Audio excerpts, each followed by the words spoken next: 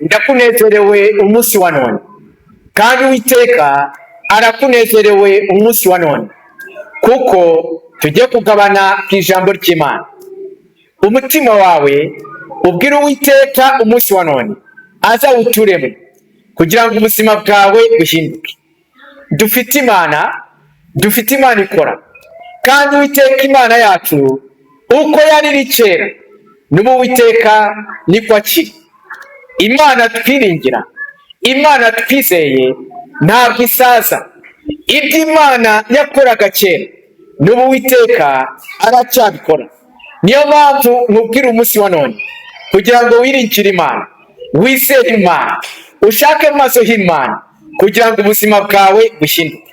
Turi mu ijambo ry'Imana rivuga ngo ingaruka z'icyaha. Mubwira umunsi wa none yuko icyaha cyose kigira ingaruka.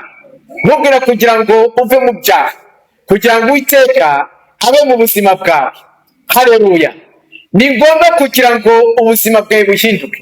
Ni ngombwa kugira ngo imibereho yawe ihinduke. Kugira ngo ibyo byose bihinduke nuko wiringira Imana. Indirimbo ya 62 mu ndirimbo z'agakiza iravuga ngo iyo dusenga Imana ngo amasengesho yacu ngo arazamuka cyane, ngo akarenga n'inyenyeri akagera ku Mana Data. Haleluya! Buryo dusenga Imana tuba tuganira n'Imana. Haleluya! Mana yacu nishimwe cyane.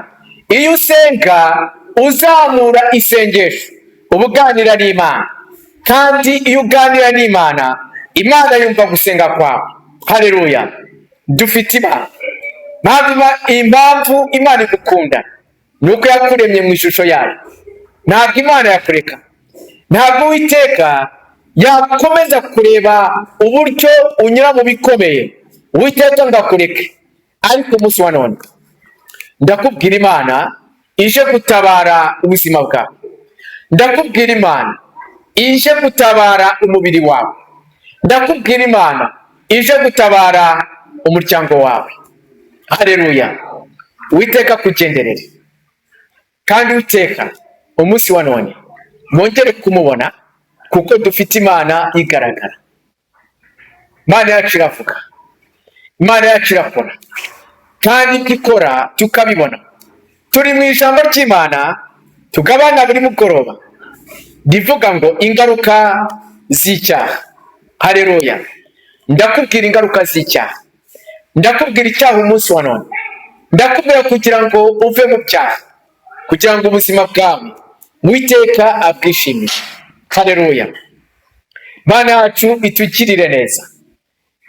Uwiteka Imana iri mu ruhande rwawe, kandi Imana iragukunda.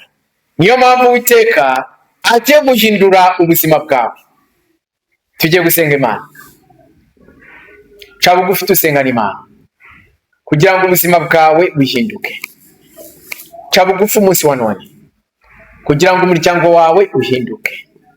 Ca bugufi umunsi wa none kugira ngo mu kazi kawe bihinduke. Haleluya!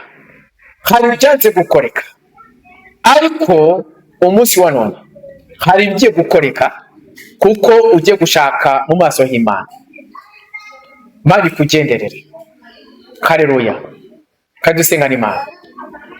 Mana nziza, Uwiteka Imana, ndagushima kuko uri Imana yumva gusenga. Ndagushima ko uri Imana nyamana. Ndagushima ko uri Imana ivanaho imisozi. Ndagushima ko iyo dusenze amasengesho yacu azamuka akagera iwawe. Mana warangiza ukadusubiza. Mweretse ubwoko bwawe umunsi wa none, Mana bakwiringiye kubwira ijambo, Mana kugira ngo bagenderere. Mana uhindure ibyabo kugira ngo bikoreke. Tujye kugabana ijambo ry'Imana riri mu rwandiko Pawulo yandikiye Abaroma. Turasoma igice cya mbere duhere ku murongo wa 20. Haleluya! Tugabana iri jambo ry'Imana, ndakubwira ko ijambo ry'Imana ritegeka. Ndakubwira ijambo ry'Imana yuko ari ryo kurya. Ndakubwira ijambo ry'Imana yuko ari imyenda yo kwambara. Ndakubwira ijambo ry'Imana yuko ari umuryango. Ndakubwira ijambo ry'Imana yuko ari bya bindi ukeneye byose. Ijambo ry'Imana ririmo byose ukeneye. Mana yacu itugirire neza.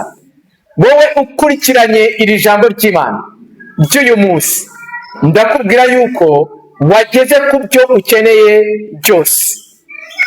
Niwiringira rino jambo kandi ukaryizera kandi ugahinduka, Uwiteka ari mu ruhande rwawe.